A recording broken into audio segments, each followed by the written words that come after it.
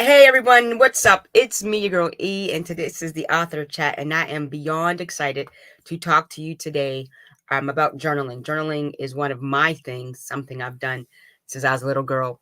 Um, Oprah Winfrey has said at one time, of course, years, decades ago on her show, that journaling is very cathartic. We all know that when you have a dream journal not a dream journal, but a regular journal or a gratitude journal, it's supposed to help you get the stress off, the tension off, whatever it is that you're going through the day, the week, whatever the season. Also helps you get ready to emotionally and mentally embrace the next chapter in your life. Um, and throughout these years and these decades, we have come across a lot of different journals, from the regular journal to the gratitude journal to your daily life journal to prayer journals. But I just want to talk to you about journaling. I'm a big journaler. I have I don't want to say millions. I have tons of journals. I have a regular journal that I write in about my day. I have a prayer journal that I write specifically for prayers, who I'm praying for, what I'm praying for. I have a church journal I take with me to my church every week, and I write down what the scripture was, what was talked about, was what was discussed, what the preacher says, and any revelations. And I have a dream journals because I have a prophetic gift where God speaks to me in my dreams. I write them down, and then I write down what has come to pass when it comes to pass. So we're gonna be discussing journaling with my dear friend, my big brother. I affectionately refer to him as Big Toe. He affectionately calls me his Baby Toe. He is a brother from another mother. He is a deacon at my church, Thomas Lee, and I believe um, he's not a PhD yet, but he is affectionately known as Dr. Tom. All right, everyone, I'm gonna bring him in. All right, Deacon, I'm gonna refer to you as Deacon Lee out of respect, but how are you today? Thank you so much for joining me. I am always blessed. It's always blessed to see people and talk to someone. All right, all right. So I've met you, but how long has it been? 2 years, Two two and a half years. years. Mm-hmm. All right, we were going on 2 years, and when you had, we was mentioning in Bible study, because you lead our Bible study, that you have journals plural. I shook my head at the idea. I was like, "Wow, that's sick," because you had like maybe 10 journals. I was like, "Okay." I thought I was bad, but I think you had me beat. Not that it's a competition, but journaling is something that you do on a regular basis. What started your journaling process? Oh wow. Let's see. I started journaling. Let's see, 2 years before I met my 4 years. I started journaling in 1982, and I had started to realize that I had these things in me that I needed to get out, and there was no way to get them out. And I was like, okay. And my mother said, told me, hey, I journal sometimes. I just write stuff down. But she didn't do it regularly. She just like there'll be a time where she just write something down on a piece of paper and then put it down. So I decided, well, John, I'm gonna go get a book, and I started journaling. And for me, the journaling was listening to what God was telling me about what I was currently doing, how I was growing. And my journal was not only my journal for my personal feelings, but it was also my Bible study, because I started to realize in my study, God was talking to me through my study. So I didn't want to separate my messages, because I realized that what I was journaling about most likely was always connected to what he was teaching me in a Bible lesson. So they were connected. So my journaling never really separated into different books, because everything from what God was doing with me was connected. Okay. So I have, hold on, let me take a little peek over the corner for a minute. He's gonna count his journals. Now you know that's I don't know how I feel about that. Um, since 1982, I probably have one, two, three, about 25 to 28 journals Currently or total? total. So do you go back over them? So since 82, do you go back and say journal from 1984 and look where you of course look where you have come, like, wow, I was really thinking about thinking like that? Or is it something? Every 5 to 7 years, I take a day where I go pull all my journals out, put them in the middle of the floor, and I start reading from the very first one to my current. Wow. Okay. So every 5 so 7 years is a year of completion. So Yeah. around that time. Around that time, every 7 years, I sit down and I read where I started until currently where I am. And I tell people who are journaling, and they're in the midst of their struggle, if you ever go back and read what you wrote, you'll see that you have grown immensely. So in that immense growth, I don't want people to, like I'm struggling in this issue and I'm writing about all this terrible stuff that's going on and da da da da. Yeah, go back 3 years and read where you were today 3 years ago, and you will see your growth. And a lot of people, that's an encouragement because the first time I did it, I was in 91. I think that was the first hiccup in my first marriage, and I was struggling with it. And I'm trying to pay my bills, take care of my kids, da da da da. And I sat down and read 82 to 87, and realized how much I had grown as a man, and how much God has continued using me. So now the struggle did not go away, but the effect of the struggle did. I no longer minded the struggle. Matter of fact, I encouraged myself in the struggle. Okay. So because now I'm looking, because it changed how I thought. Now I'm looking for the education in my struggle. I'm struggling for a reason. So what am I supposed to be learning? Right. And so that changed how I looked at struggle. And my journal became even more increased. My experience with journaling is, as I mentioned before, is I've journaled since I was a kid. I'm a writer and I'm an author, so that was always my thing. When I married my daughter's father back in 99, I didn't think nothing of it, was having a journal, dear diary, today was Wednesday, rough day, whatever. After our arguments and issues, he would say little things that I remember that I wondered, well, how did you know I was thinking that? How did you know I was feeling that? And then I recalled that he had read my journals. Mm-hmm. So then I felt violated, that I can't even have my secret thoughts, my private thoughts. So what I did was I still kept the journal. I kept one every year, but to keep my secret and my private thoughts secret and private, I wouldn't write about how I was really feeling. I would write about, oh, today was it was more of a gratitude type journal. Mm-hmm. But it wasn't honest and genuine, because in the event of an argument, he would read them and I guess expose me. Mm-hmm. So it took me years, even after we divorced, to be transparent, even in my thoughts, in my private thoughts, to write down how I was feeling about the day at work, about me and a friendship maybe that me and my best friend had an argument, dear daughter, you know what I mean?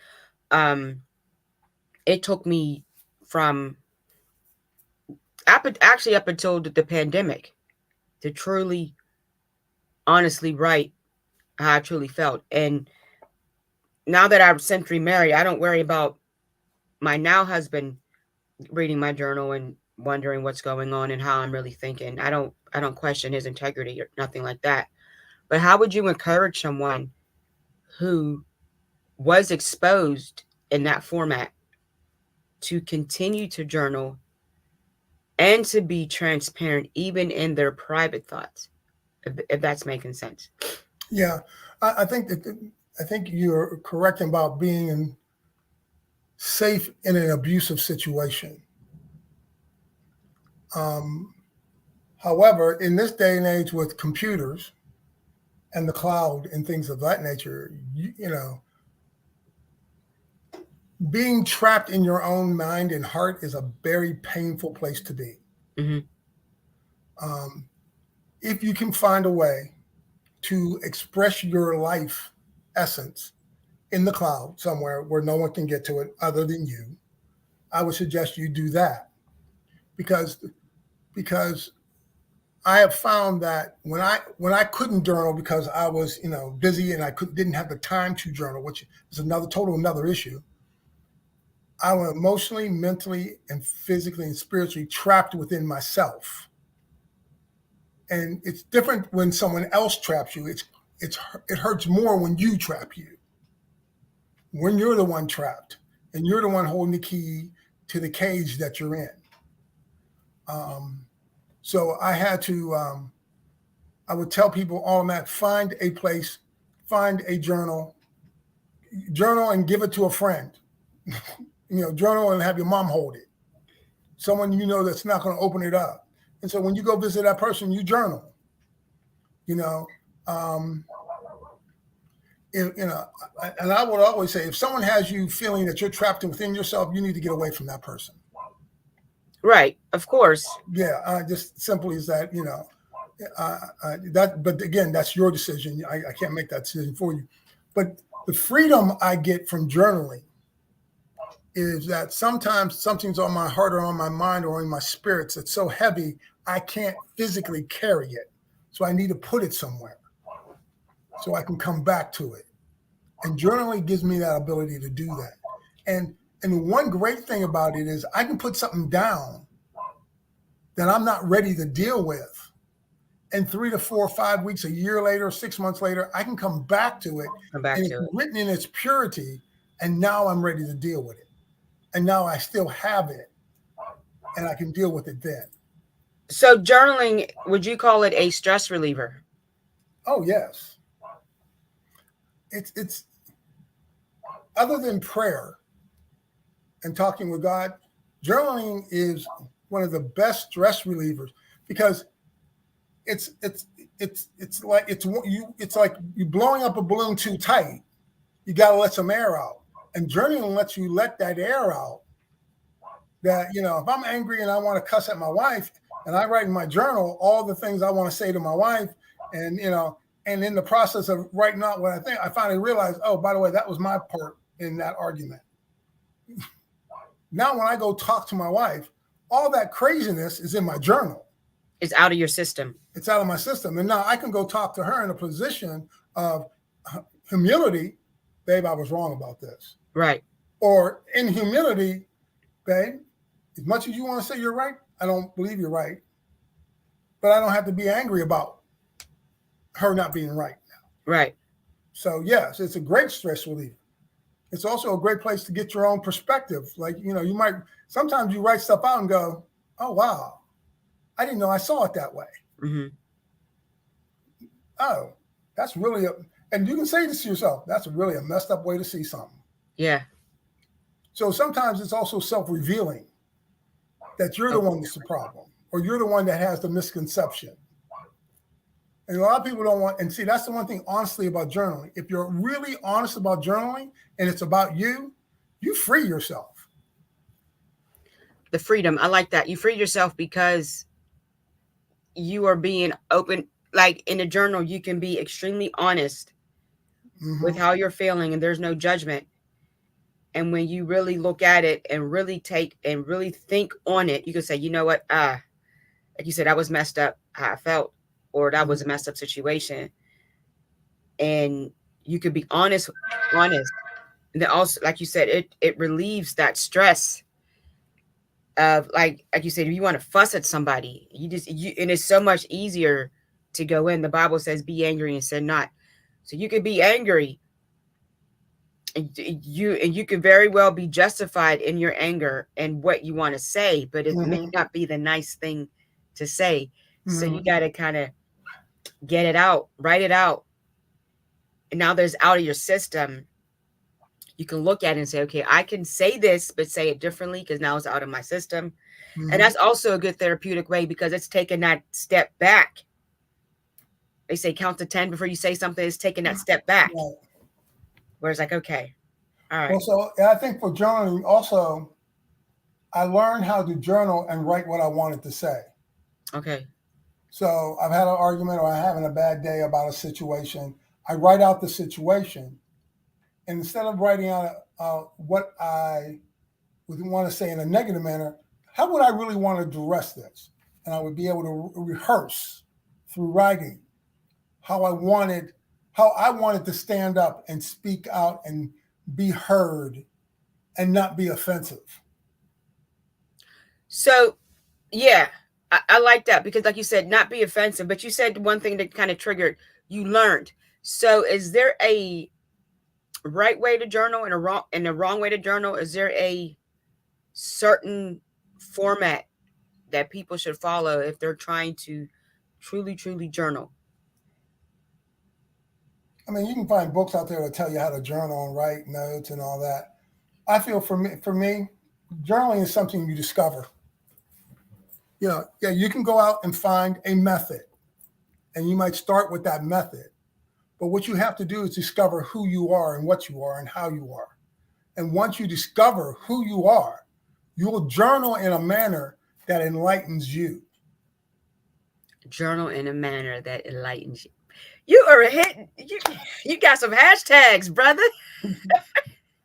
Yeah, because if you're not doing anything to enlighten you, it's a waste of time. Okay. My journaling was to enlighten nobody. If my sons read my journal, they go, "Yeah, okay, that's that. Yeah, that's dad. Oh, yeah, I know that. Yeah, I'm dad. That's dad."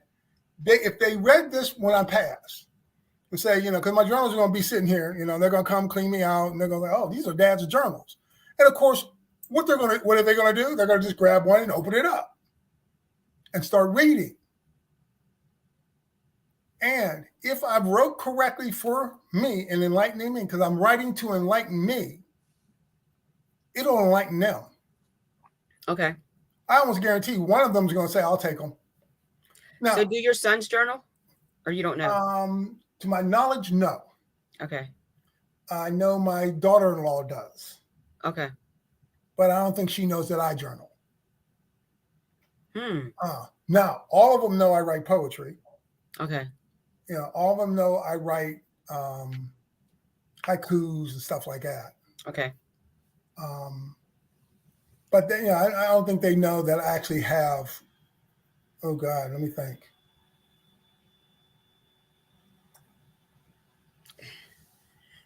400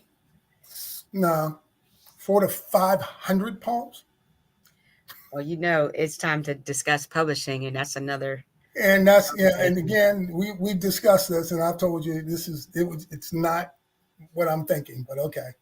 I will discuss it. I will discuss it. I'm making no promises. No, that's perfectly fine. You don't have to make any promises that discuss. But the discussion just be open that who you are as a person. Not only are you a friend, you're a teacher, you're a mentor. It can encourage someone else. Oh, I understand that. And as has been said to me, Big Brother, that my gift in writing and no, you know what? I'll use Davida, for example. This is a friend of ours. And when she wrote down everything that was going on with her son, with his hospital visits when he was sick, she wrote every detail. And her purpose was to, when her mom and grandmother and family members would have him to go to the doctors, it was their turn. She had a detailed notebook, so they are aware of what to expect. She didn't realize that this notebook was for her, with the purpose to help somebody else. Mm-hmm. And when she met someone else that was going through the same situation, she was sharing what she wrote in her notebook.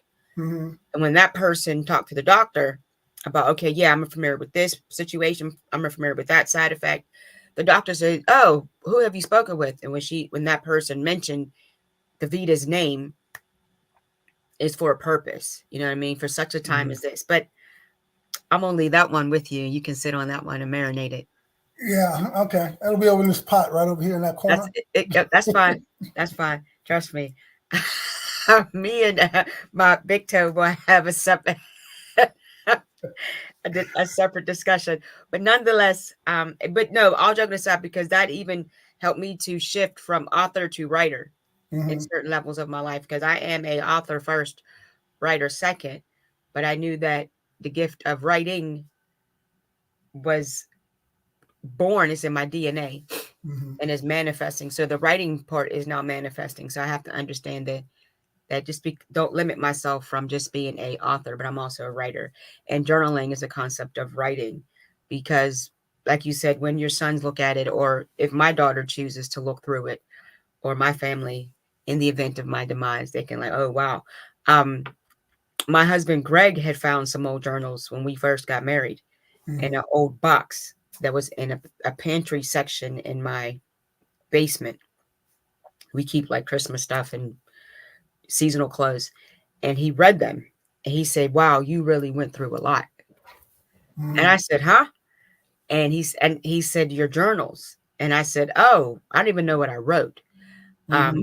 Because again, I had to be evasive and not really say anything. He's like, you really went through a lot. And so when he showed me the journals, these were the ones that I wrote prior to me now having to shift the writing aspect. I said, oh, okay.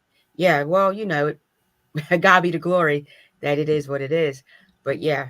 And so I never, like I said, I never really felt it was the trauma of the relationship that kept me from even writing truthfully, even after we separated and divorced. It was up until 2020. Yeah, I think what a lot of people get stuck is that when stuff comes into their lives, they get stuck and they stop writing. That's when they should be that's when they should write. Of course. They should write during those times. And when the time and then when you get out or you come out from under that struggle, that storm, that blizzard, that hurricane, and you take a moment to go back and look and reframe at what you have come through, it strengthens you. It strengthens you.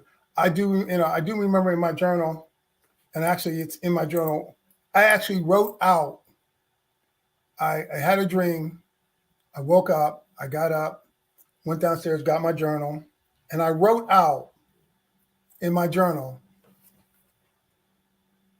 what my ex-wife would do to the letter, what she'd do, what she would, when she would leave, and what she would take. Wrote it down exactly what the dream was. I said, okay, I wrote it exactly. And when she left, every single thing I wrote, she did. Now, was that because you knew that's something she would do, or was that a type of prophetic? It was, I wrote it a year and 5 months before she did it. So again, I did not know. It was prophetic. Okay. I mean, we were at the end of our marriage. I mean, I knew, we were toward at the end of our marriage. However, I couldn't predict what she was going to do. Okay. And then when she started doing these things, I kind of recognized, like, that's familiar. That's familiar. That's like, but in between that 15, 16 months, I wrote almost every other day or almost every day. Mm-hmm. So I'm 3 journals in or 2 journals in before she's actually leaving. Oh, wow. Okay. So I'm sitting there scratching my head saying, why is this familiar? Why is this familiar? And then so one day I decided, well, I'm just go back and review, and I actually found it. Then I started reading and I'm going, dang, I wrote that 15 months ago. So how often do you go through a journal? Because it takes me maybe 6 months to a year. Now, this is the personal journals. I don't write in every day, but at least once, maybe 3 times a week. Mm-hmm. I can go through them within 6 months to a year. My Bible journals, it's a year purpose because a new year, new things. But how often do you go through a journal? Now probably takes me about, because I write maybe twice a week now. In the beginning, I wrote every day and I studied every day. So in a let me show you.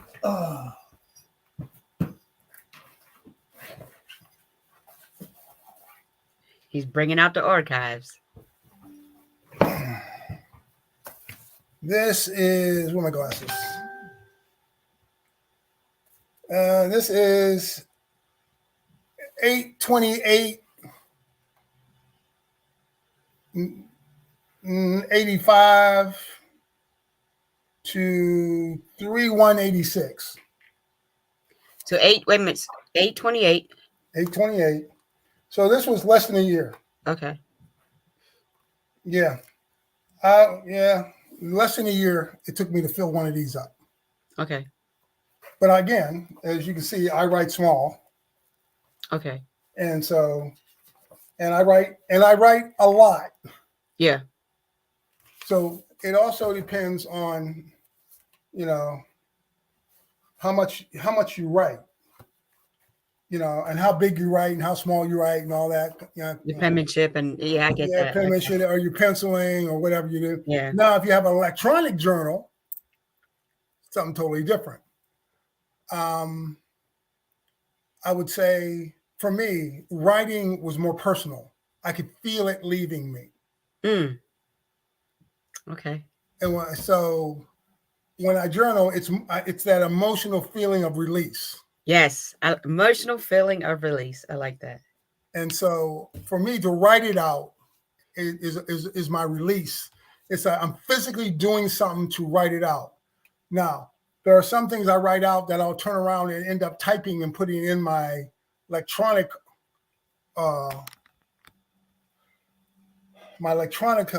diary, as I call it, that I use for lessons.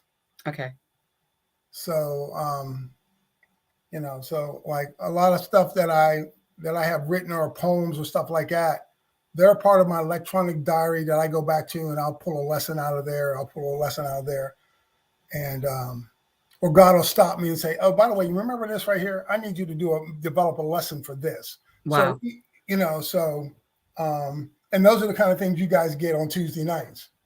Okay. That I sit there and go, "Oh God, please don't let me say what I'm thinking." And so, but it's what gives you that release. Yeah. Like some people, typing gives them that release. For me, it's that actual physical pen to paper. Yeah. That gives me that release. Yeah. And that's what journaling should do. It should release and release things in you. And also it opens the door for God to say, "Okay, I'll take that spot." Okay. Amen. I like that. So where do you buy your journals, or just anywhere? Just compound, just Walmart. Go there, go get them composite books you use for notes for school. Okay. Just go get them. I got these. My dad used to use these for his number books. He had like 12 of them left when he passed, and I just grabbed them and like, I'm using these for my diary, for my what's it called. Wow. Okay. See, so, I'm a little bougie. I got to go to some place like Barnes and Nobles, and I did that when I was a teenager. That was the Teenagers Chronicles. You know what I mean? No, this is like, as you can see. Yeah. How I write. Yeah. Well, see, that's the beauty of it, because somebody like you and somebody like me, I'm a little fancy with it because I feel like I'm doing something. I got to get it from Barnes and Nobles, Target, whatever. Or you could whatever book that is leading you to pick it up, you'll grab. You get your dad's stuff, you got it from Walmart, and it's, there's no right or wrong. No, there is none. It is what makes you comfortable. Right. And so in my comfort, for me, the context is more important than the book it's in. Of course it is. So, and like I said, I date, and like I said, I can go back and grab dates. Like, this is from this date to this date to this date.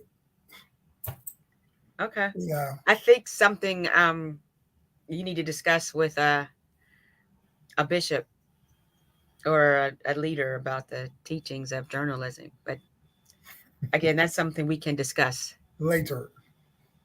Yes.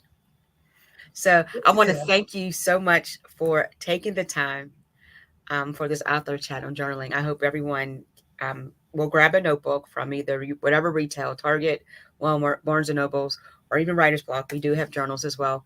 And really, really, really take a look within yourself and write down your thoughts, your prayers, your ideas, your goals, your visions, and be extremely transparent. Do not let anyone keep you from being true to who you are and the purpose that you have within your life. All right, Amen. everyone. I want to thank my beloved big brother from another mother, Deacon Lee, my big toe to my baby toe. I really appreciate you taking the time. Everyone have a safe day. One moment. God bless.